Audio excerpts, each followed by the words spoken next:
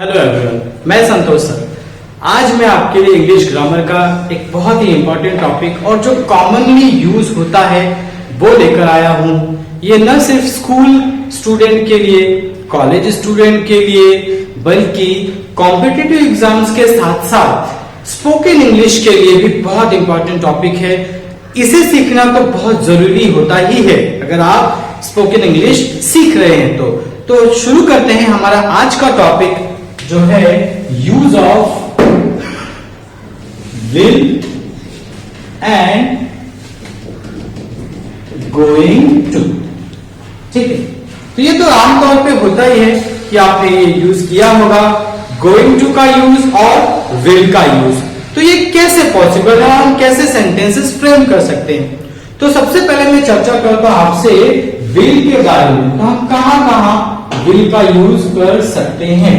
ठीक है, तो विल का यूज जनरली एक तो आप जानते ही हैं कि इसका यूज फ्यूचर टेंस के लिए किया जाता है, यानी कोई बात हमें फ्यूचर की बतानी है तो हम सिंपली विल का यूज करते हैं। ठीक है, उसके साथ साथ विल इसमें डिसीजन मेकिंग में, यानी हम तुरंत कोई काम करना चाहते हैं, तुरंत कोई काम करना चाहते हैं बिना हमारे किसी निर्णय के, हमने कोई निर्णय नहीं लिया है लेकिन हम तुरंत वो काम करना चाहते हैं तो हम वहां पे विल का यूज करते हैं। तो ये दो बातें ऐसी हैं जहां पे हम आमतौर पे विल का इस्तेमाल करते हैं, एक फ्यूचर टेंस के लिए, दूसरा तुरंत हम कोई काम करना चाहते हैं जहां पे हमने कोई निर्णय नहीं लिया है लेकिन हमें काम करना पड़ रहा है तो हम उसके लिए विल का यूज करेंगे। सेंटेंसेस देख लेते हैं कि किस तरीके से हो सकते हैं। एग्जाम्पल के लिए जैसे I will go to garden to play.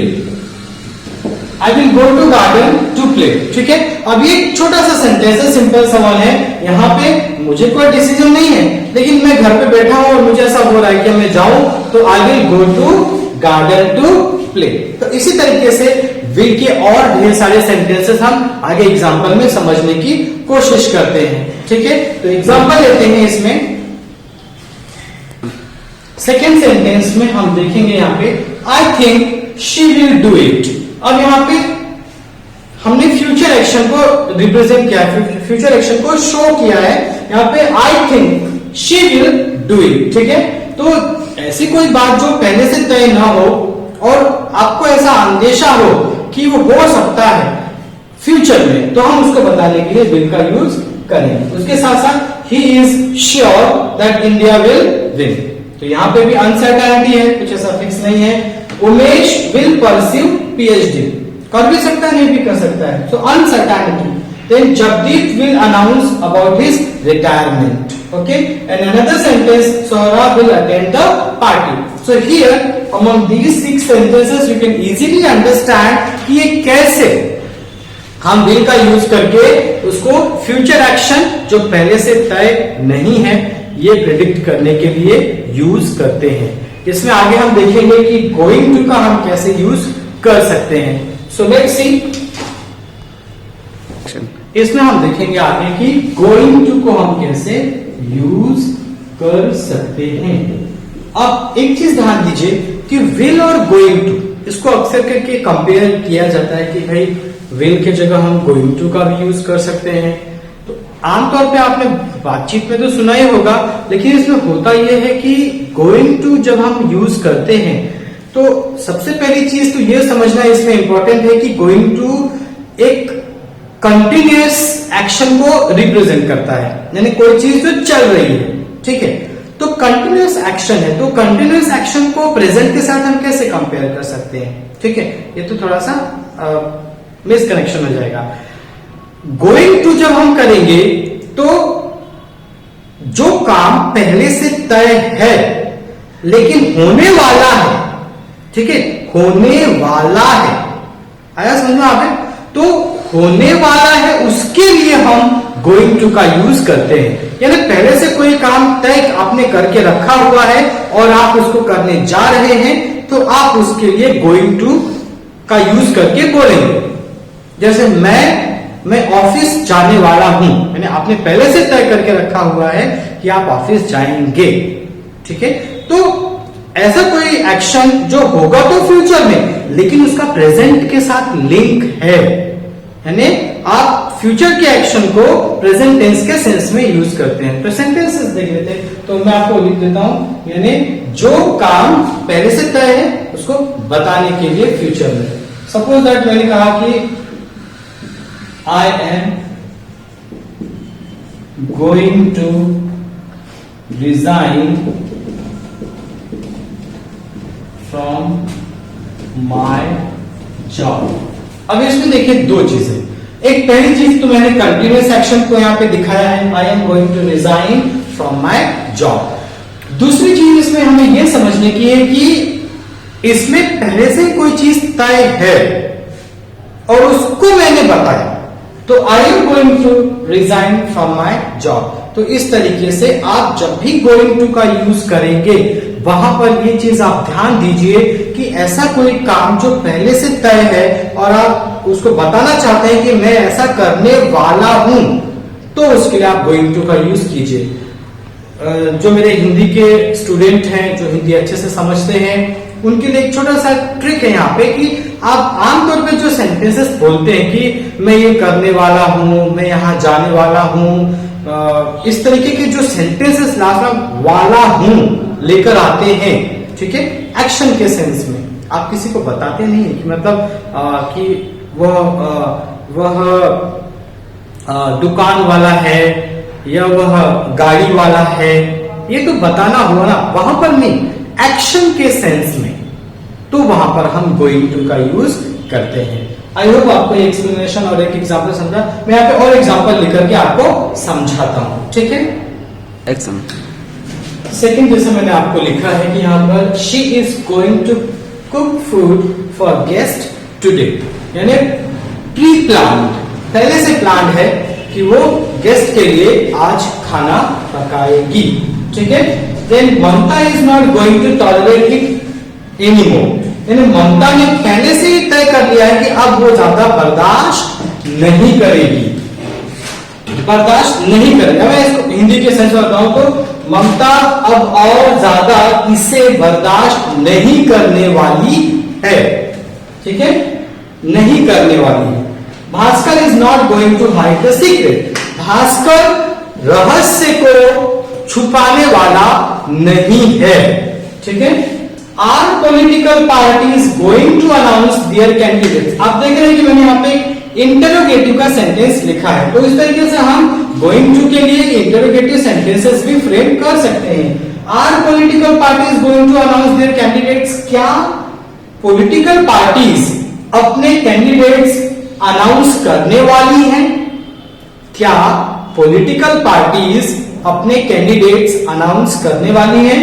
और नेक्स्ट में देखो इंटरोगेटिव, यहाँ पे क्वेश्चन भी है नेगेशन भी है, तो aren't people going to grab this big sale, यानी क्या लोग इस बड़ी सेल को ग्रैब करने वाले नहीं हैं। ग्रैब करना मतलब जैसे किसी अपॉर्चुनिटी को हथिया लेना, उसको ग्रैब कर लेना, ठीक है। तो क्या लोग इस बड़ी सेल को ग्रैब करने वाले नहीं हैं, ठीक है। तो इस तरीके से हमने देखा कि हम इंटरोगेटिव के, नेगेटिव के, असर्टिव के और इंटरोगेटिव के सेंटेंसेस फ्रेम कर सकते हैं।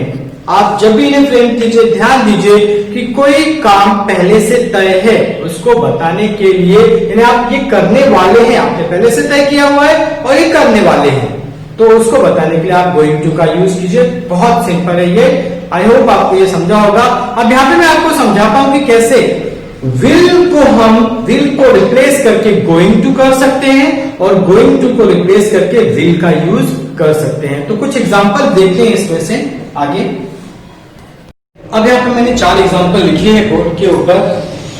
She will submit her assignment today. अब इसमें हम देखेंगे कि कैसे हम गोइंग टू का यूज कर सकते हैं, और जो गोइंग टू मैंने लिखा हुआ है उसमें हम कैसे विल का यूज करके सेंटेंसेस को रिफ्रेम कर सकते हैं। तो यहाँ पे ट्राई करते हैं इसे।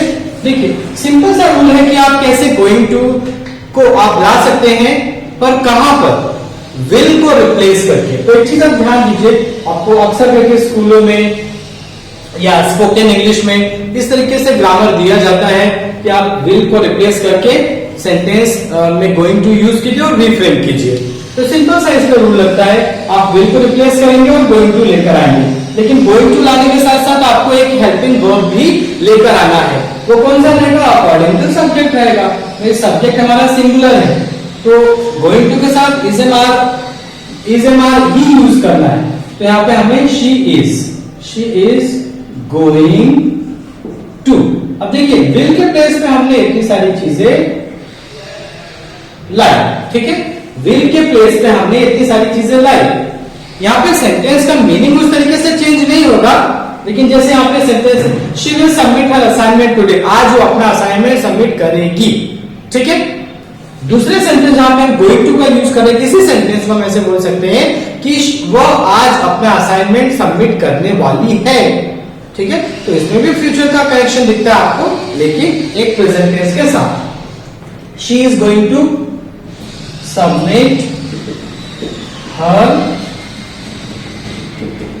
असाइनमेंट टुडे, ठीक है। तो इस तरीके से हमारा पहला सेंटेंस हुआ। दूसरे सेंटेंस में विल और नॉट का यूज किया हुआ है, तो विल और नॉट को हम रिप्लेस करेंगे गोइंग टू के साथ ही। तो विल के प्लेस पे तो इतना सारा कुछ आ जाएगा, लेकिन नॉट का क्या? तो नॉट हेल्पिंग वर्ब के साथ आएगा। माधव क्योंकि सिंगुलर है, प्रॉपर नाउन है, प्रॉपर नाउन के साथ साथ सिंगुलर भी है, तो Madhav is not going to, ठीक है। अब देखिए विल के प्लेस पे गोइंग टू आया, नॉट यहाँ पे हेल्पिंग वर्ब के साथ, is not going to go against, not going to go against the rules, ठीक है। अब तीसरे सेंटेंस में हम देखेंगे कि Akshaya is going to perform dance on stage. यहाँ पे गोइंग टू हमको दिया हुआ है, गोइंग टू को हमको रिप्लेस करना है, ठीक है। तो कैसे करेंगे? यहाँ पे going to, is going to पूरी तरीके से रिप्लेस हो जाएगा विल से। तो अक्षया विल, ठीक है, अक्षया विल परफॉर्म, आगे का सेंटेंस लिख दीजिए, परफॉर्म डांस ऑन स्टेज, ठीक है। तो इस तरीके से आपको इज गोइंग टू के प्लेस पे विल का यूज करना है। नेक्स्ट सेंटेंस देखते हैं, Mrinali is not going to conduct competitive exams in classes, ठीक है। तो अब ये सेंटेंस है, हमें इसमें भी विल का यूज करना है। तो इतनी सारी चीजें आपको रिप्लेस करनी पड़ेगी, लेकिन इज नॉट गोइंग टू पूरा का पूरा रिप्लेस नहीं होगा, ये नॉट विल के साथ लिखा जाएगा, ठीक है, जैसा हमने सेकेंड सेंटेंस में देखा। तो यहां पर वही चीज हो जाएगी, Mrinali will not conduct competitive exams in classes, ठीक है। तो इस तरीके से हमने इज गोइंग टू को हटा करके विल का यूज किया और यहाँ पे विल को हटा करके इज गोइंग टू का यूज किया, ठीक है। एक चीज और ध्यान दीजिए, विल नॉट स्पोकन इंग्लिश में देखिए कॉन्ट्रैक्शन का बहुत ज्यादा इंपॉर्टेंस होता है लैंग्वेज की फ्लुएंसी के लिए। तो जितने आप कॉन्ट्रैक्शंस यूज करेंगे उतनी ही फ्लुएंसी आपके स्पोकन इंग्लिश में आएगी, लैंग्वेज में आएगी, ठीक है। तो इस तरीके से आप विल नॉट के प्लेस में वोंट भी यूज कर सकते हैं, दैट इज एक्सेप्टेबल, ओके। तो ये एग्जांपल रहा, how can we use will and going to and how can we replace will with going to and going to with will. So I hope with these examples it is now clear to you where can you use will and going to, okay. अगर आपके कुछ queries हैं तो आप हमें comment box में लिखकर बताएं। वीडियो अच्छा लगे तो लाइक कीजिए, शेयर कीजिए, सब्सक्राइब कीजिए। Thank you.